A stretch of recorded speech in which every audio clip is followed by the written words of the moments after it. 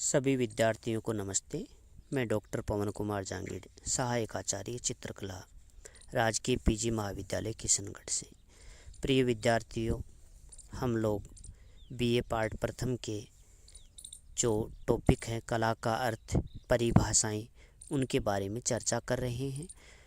तो हमने इससे पूर्व की जो वीडियो हैं उसमें कला की परिभाषा, कला का अर्थ, उसके बारे में अध्ययन एवं चर्चा की। आज हम पुनः कलाओं का वर्गीकरण, इसके ऊपर चर्चा करेंगे। इससे पहले जैसे मैंने आपको बताया कि कल्पना की सौंदर्यात्मक अभिव्यक्ति का नाम ही कला है और कला का जो प्रकार हैं उसमें मुख्यतः 64 प्रकार की कलाएं मानी गई है और विशेषतः कामसूत्र में वात्सायन द्वारा जो रचित कामसूत्र है उसमें 64 प्रकार के कलाओं का उल्लेख मिलता है। आज हम कलाओं के वर्गीकरण के बारे में चर्चा करेंगे। कलाओं की संख्या की भांति ही उनके वर्गीकरण को लेकर भी विद्वानों में मत भिन्नता रही है, एक मत नहीं रहे हैं।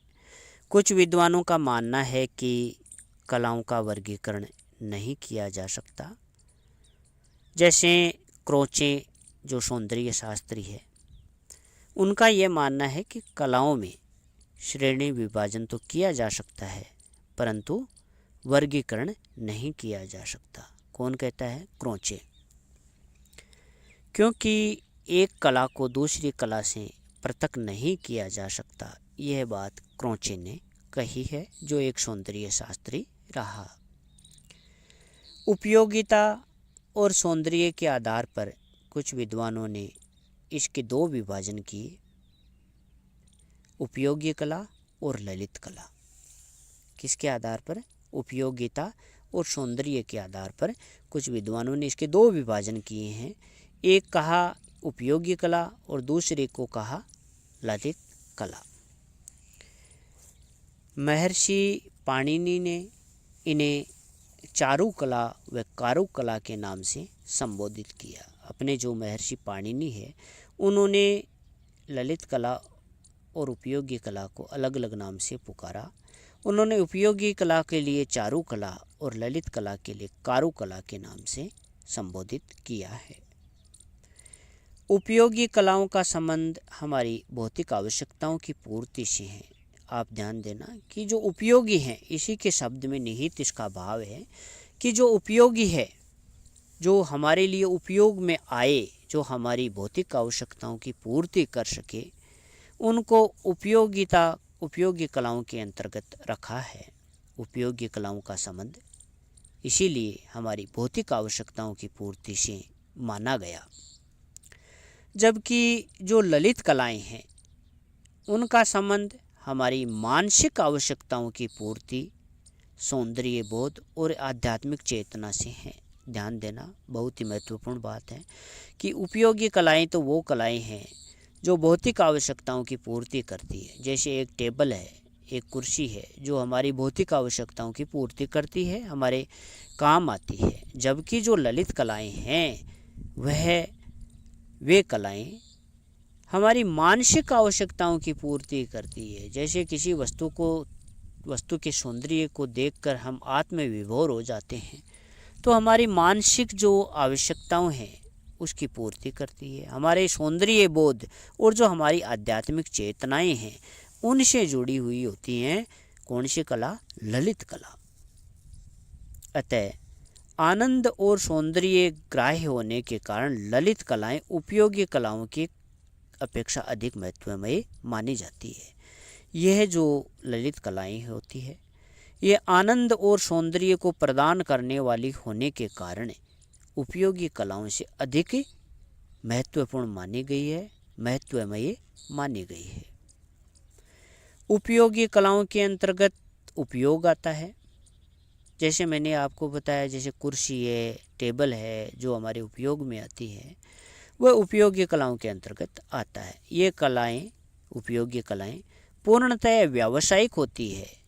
इसमें व्यवसाय किया जाता है और ये बेचने के उद्देश्य से व्यावसायिक रूप में इन कलाओं का प्रयोग होता है, व्यवसायिक कला के अंतर्गत। जैसे उदाहरण के लिए बात करें, काष्ठ कला है, जैसे लकड़ी का काम करने वाले हैं, जैसे कारपेंटर हैं, तो वह जैसे टेबल बनाता है तो वह टेबल के बहुत ही संख्या में, बहुत ही मात्रा में उसका निर्माण करता है, क्योंकि उसका उद्देश्य बेचना रहता है। इसी प्रकार काष्ठ कला के अलावा जैसे स्वर्णकारी है, दस्तकारी है, इत्यादि जो कलाएं हैं, इनका उद्देश्य अधिक से अधिक व्यवसाय करना होता है, अधिक से अधिक पैसे कमाना होता है। तो ये जो इस प्रकार का जो निर्माण होता है, इस प्रकार की जो निर्माण द्वारा बनाई गई वस्तुएं हैं, उनके द्वारा हमारी जो आवश्यकताएं हैं उनकी पूर्ति होती है। ये कलाएं हमारे जीवन को सजाती है, संवारती है और जीवित रखती है। जबकि जो ललित कलाएं हैं वह सौंदर्यात्मक होती है, उसमें मेन जो है वह सौंदर्य का भाव होता है।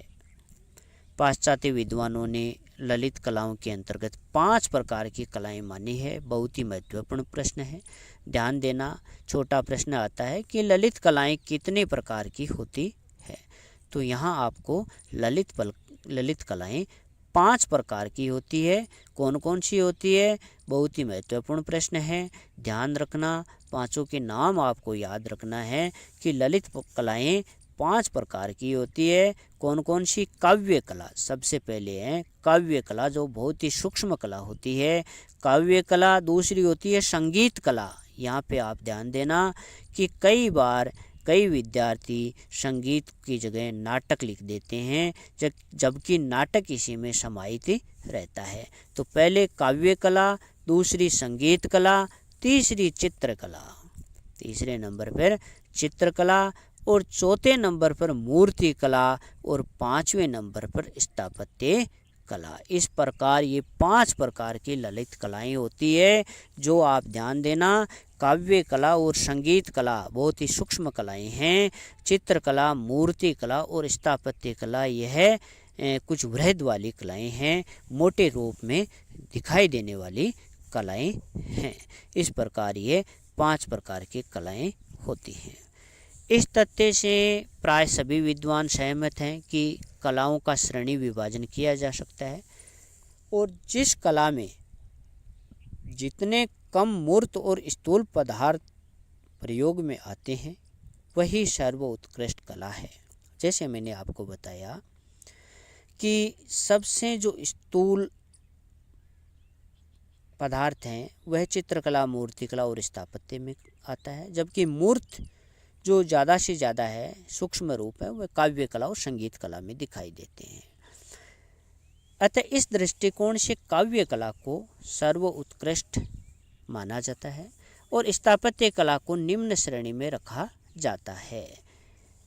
कुछ विद्वान, आधुनिक विद्वानों ने कलाओं का वर्गीकरण मेजर आर्ट और माइनर आर्ट के रूप में भी किया।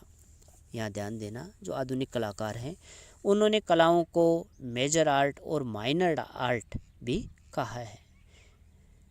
मूल रूप से मेजर आर्ट ललित कलाओं के लिए प्रयोग हुआ और माइनर आर्ट है वह उपयोगी कलाओं के लिए इन विद्वानों ने परिभाषित किया है, प्रयुक्त किया है।